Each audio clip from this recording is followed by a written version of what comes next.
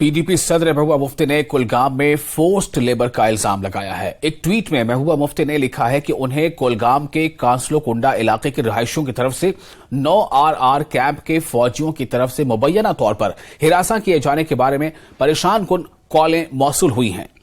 महबूबा मुफ्ती लिखती है कि इस बात पर भी तशवीश है कि वो नौजवानों को आर्मी कैंप में बुला रहे हैं और उन्हें मुफ्त में मजदूरी करने पर मजबूर कर रहे हैं।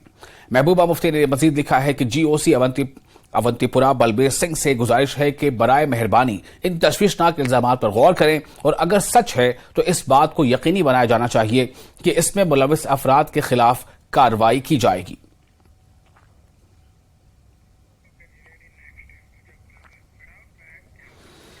पाकिस्तान माशी बहरान के दलदल में लगातार धंसता जा रहा है। अशियाए खुर्दनी की कीमतें आसमान को छू रही हैं।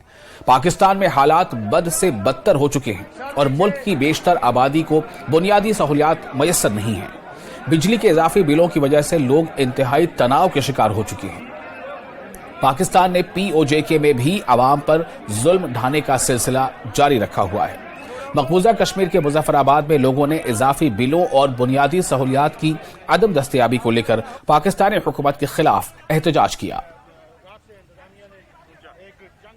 से आज सुबह 30 सितंबर को आवाम जो पड़ी है मूवमेंट के मरकजी